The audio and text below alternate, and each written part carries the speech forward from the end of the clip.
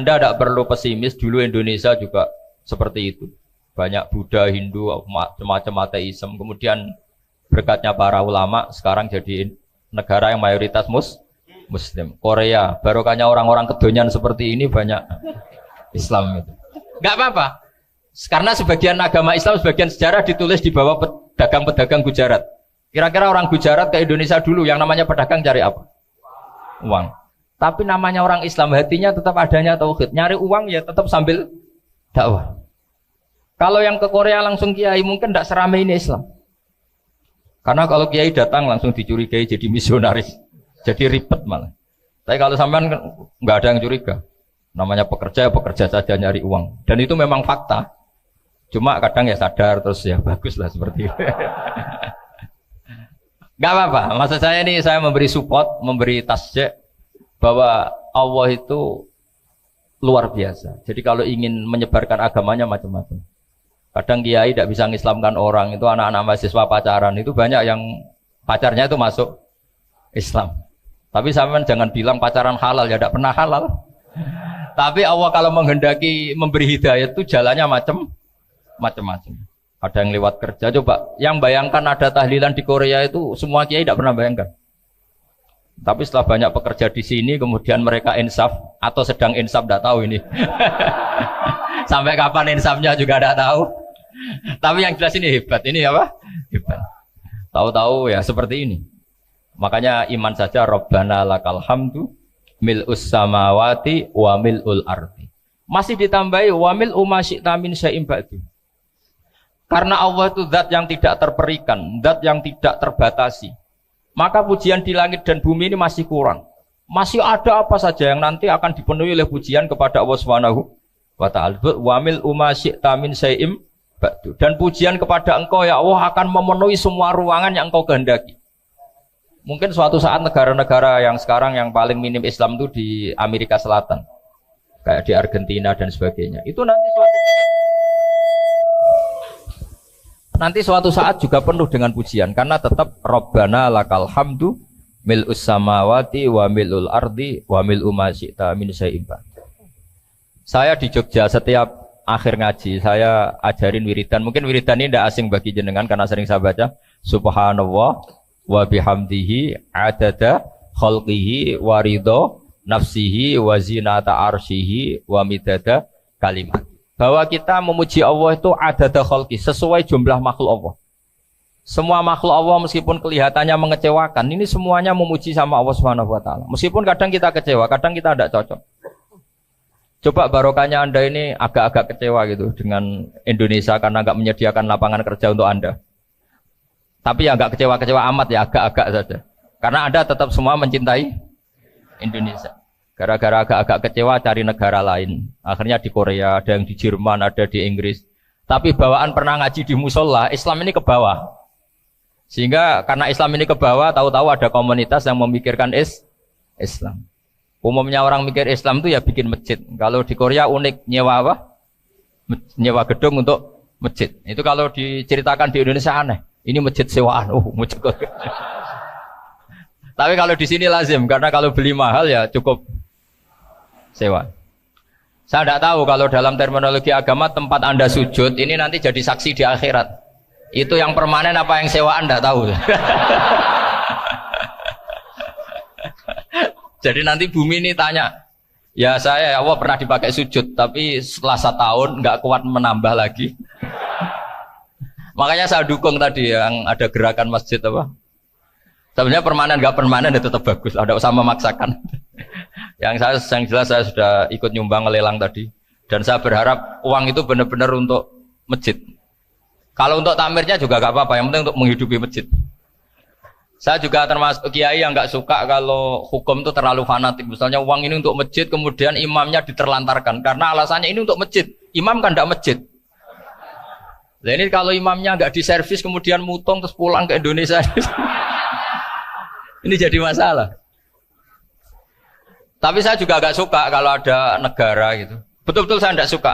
Yang imamnya itu terlalu diservis. Ini buruk sekali kan. Pernah ada anekdot, ini anekdot tapi nyata. Ada negara yang sangat sehat, ya. Islamnya sangat sehat. Itu imamnya 1 bulan tuh digaji 70 juta. Kira-kira 70 juta dibagi satu hari berapa? 5 sholat ya? 5 kali 30 berapa? Kira-kira satu. 150. Berarti per sholat dapat berapa ya? Kira-kira. Kan biasa potong gaji kalau berapa kira-kira? Singkat cerita, si kiai dari luar negeri tadi cerita apa Indonesia? Kiainya miskin-miskin, datang ke masjid kan kadang pakai ontel, adzan sendiri, qomat sendiri, sholat sendiri kadang. Itu nasib orang-orang Sragen dan Salatiga sebagian. Itu yang lapor karena mereka gitu. Kalau Rembang insya Allah enggak. Tapi ada semuanya Salatiga, sebagian begitu. Itu yang cerita kiainya, bukan hoax. Memang kiainya cerita. Nasib kiai di Salatiga katanya. Itu digojlok. Tapi tetap sholat. Sehingga cerita orang tadi cerita, imamnya di sana naiknya Mercy, muadzinnya pakai BMW.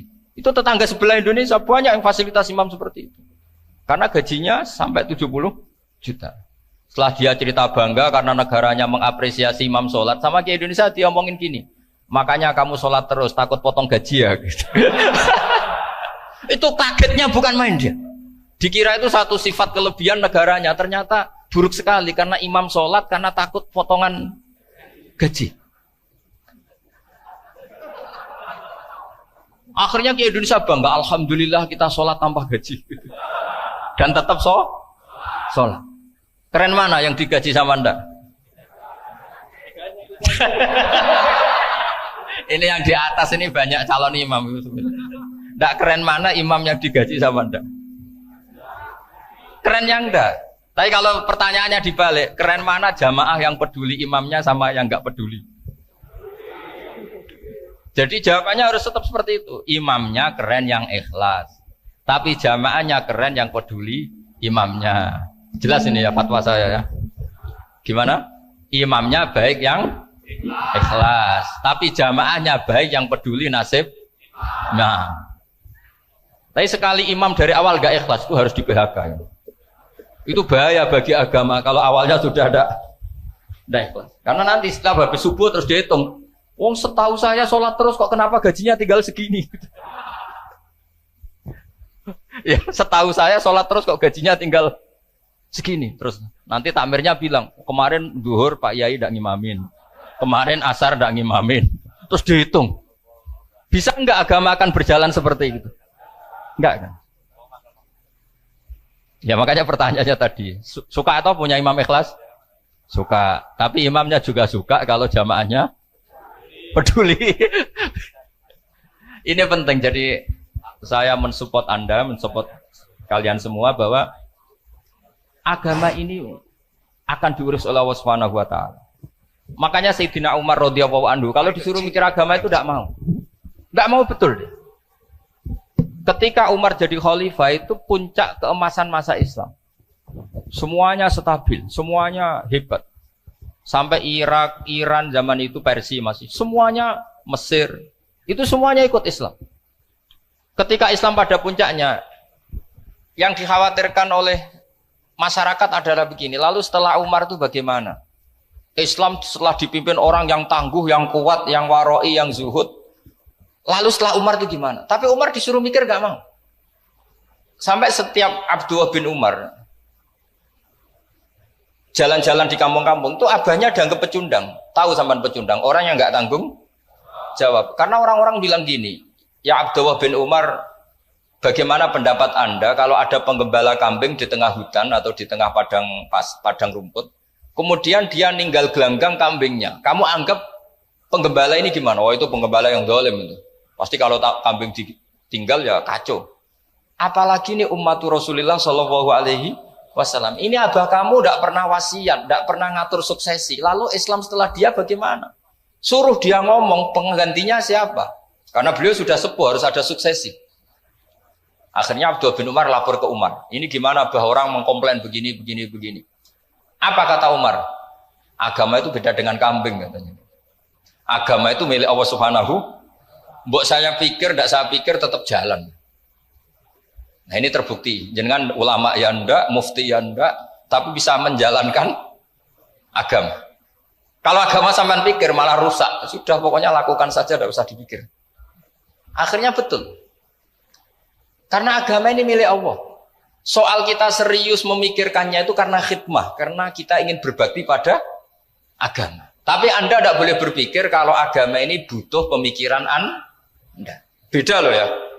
Kita khidmah agama serius karena kita ingin mengkhidmai agama. Tapi agama ini tidak pernah butuh kita, karena agama ini akan diurus oleh Allah Subhanahu wa Ta'ala. Coba pas sampean kecil, orang jilbaban di Indonesia itu banyak apa banyak sekarang? Banyak sekarang. Kiainya mutu orang dulu apa mutu orang sekarang? Tapi perkembangan Islam itu ramai sekarang apa ramai dulu? Ramai sekarang. Islam menyebar di seluruh dunia itu zaman Wali Songo, zaman sampean keren mana? Keren sekarang. Kualitas solehnya sampean sama Wali Songo? Wali Songo. Ini betul. Karena agama ini diurus oleh Allah Subhanahu wa Ta'ala. Maka kata Sayyidina Umar, agama ini innallaha ta'ala yahfadhu dinah. Innallaha ta'ala la yudhi'u khilafatahu waladina. Allah itu tidak akan menyia-nyiakan agamanya. Ini terbukti. Agama ini pernah dipimpin orang terbaik di dunia, yaitu Rasulullah SAW. Ketika beliau intaqala ila rafiqil a'la, ketika beliau pindah ke alam sana, diteruskan oleh sahabat yang tentu jauh di bawah Rasulullah. Diteruskan tabi'in, diteruskan para wali songo, diteruskan yang sampean yang jauh di bawah Wali Songo, sejauh-jauhnya. Tapi agama jalan sampai Korea. Agama jalan sampai apa? Dulu Wali Songo itu hanya sampai Mojokerto, sampai Tulungagung. Di bawah sampean, Klayaban sampai mana ini? Korea. Coba kalau Allah tidak ngurus, nggak bisa. Yang gerakkan hatinya sampean peduli sama masjid siapa? Allah Subhanahu wa Ta'ala. Yang menggerakkan hati sampean peduli sama agama siapa? Tapi yang menggerakkan sampean ke Korea apa? Uang kan?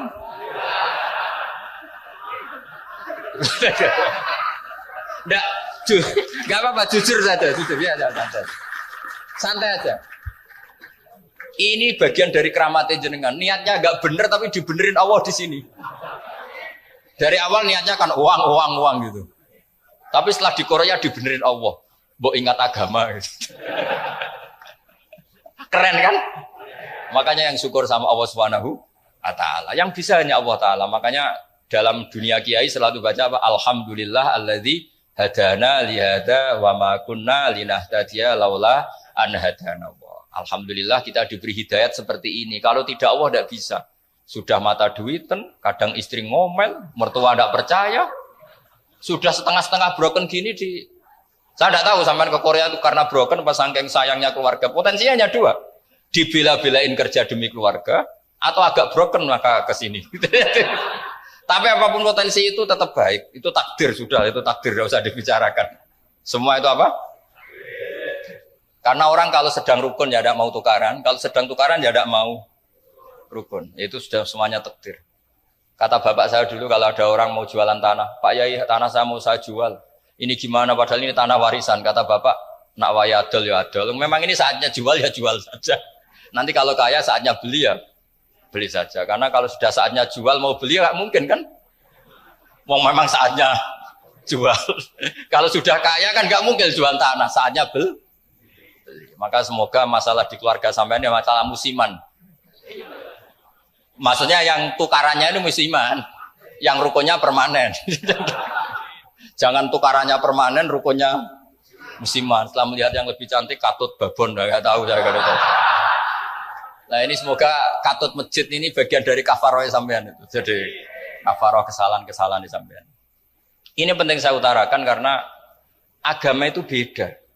Agama ini diurus oleh Allah Subhanahu.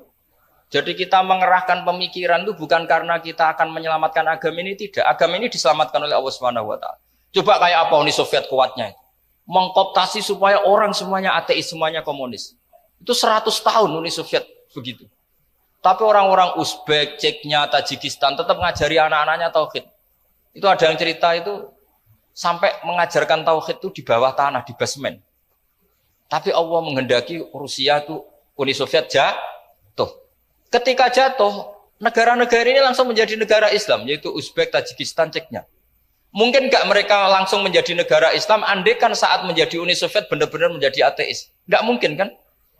Karena saat dikooptasi Uni Soviet, akidah mereka tetap tauhid, cuma nggak berani muncul. Artinya apa? Uni Soviet nggak bisa menghabisi Islam. Kurang kerennya Uni Soviet zaman itu. Bisa nggak menghabisi Islam? Nggak bisa. Donald Trump dulu termasuk Islamfobia, tapi setelah dia anti-Islam, malah orang Amerika demo supaya memperhatikan Islam. Nggak bisa. Makanya Korea pun nggak bisa menghabisi Islam. Kalau sampean menghabisi Islam sendiri bisa. Karena terus gak mau sholat, gak mau zakat itu sampai, tapi sampean toh yang Islamnya habis, Islam tetap baik-baik saja. Makanya ini penting saya utarakan supaya kamu pede bahwa agama ini pernah dibawa orang yang pedagang. Ya soal ada sebagian pendakwah yang ikhlas ya banyak, tapi sejarah yang gampang kita lihat adalah Islam itu dibawa oleh apa? Pedagang Gujarat, pedagang India. Gak apa-apa, sejarah itu meskipun sebagian menentang gak apa-apa, tapi sejarah itu tetap ada. Pasti sebagiannya memang seperti itu. Dan itu tidak masalah. Saya ulang lagi, itu tidak masalah. Coba dulu pemain bola kalau di Inggris itu kalau mau sholat susahnya bukan main. Apalagi kalau mau puasa. Kalau di sini kerja puasa katanya mati lu kalau apa? Puasa. Kalau mau sholat katanya dicari mana ini berhalanya kok. Kata orang-orang ateis kan gitu, dicarikan patungnya. Kali ini sholat kok gak ada patungnya, ini gimana ini. Ya ngalamin gitu. Tapi Allah Maha Kuasa. Banyak investor mana itu Dubai atau Qatar yang tertarik investasi di dunia bola. Kayak Sulaiman Al-Fahim makanya beli Manchester City. Itu sekarang pelatihnya negara orang sholat gak berani. Bahkan di tengah stadion dibangunkan masjid. Kalau sampai daftar jadi muadzin bisa. Apa nyanyi Sakduna di sana juga bisa. Dulu Aljazair bencinya bukan main. Apa Perancis sama orang Islam itu bencinya bukan main. Barokahnya Zidane pemain bola dan juara dunia. Terus Zidane turunan Aljazair. Akhirnya orang Perancis itu mencintai Islam. Itu barokahnya sepak bola. Allah punya sekian cara untuk mengenalkan Islam. Di Perancis dikenalkan lewat pemain sepak bola. Nah di Korea ini yang agak unik, dikenalkan lewat pecinta wong. Saya jamin ini tidak apa-apa, sudah tidak apa-apa, sudah aman, pokoknya aman. Tak jamin aman. Pokoknya alhamdulillahilladzi hadana lihada wa ma kunna linahtadiya laula an hadana. Karena agama ini dibawa oleh Allah Subhanahu wa taala, yang menjaga juga Allah Subhanahu wa taala. Sama tidak usah khawatir. Kalau ada kelompok tertentu yang mengkhawatirkan Islam, sekarang Islam bahaya gini-gini, itu kurang roja, itu kurang optimis itu.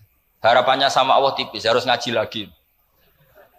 Agama ini limangka nayarjuwa hawal yaumal akhir. Agama ini bagi yang terus-menerus berpengharapan kepada Allah Subhanahu wa taala. Agama ini limangka nayarjuwa, coba bahasa Arabnya roja yarju rojaan. Maknanya harapan. Jadi agama ini bagi yang selalu berpengharapan, bukan yang pesimis, bukan yang hati kecil, apalagi yang tukang putus asa.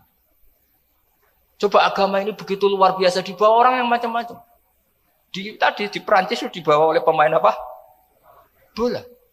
Ada masjid di Inggris itu ya dibawa mahasiswa-mahasiswa itu yang dulu sebagian yang nggak pernah ngaji, setelah di Inggris bikin komunitas pengajian.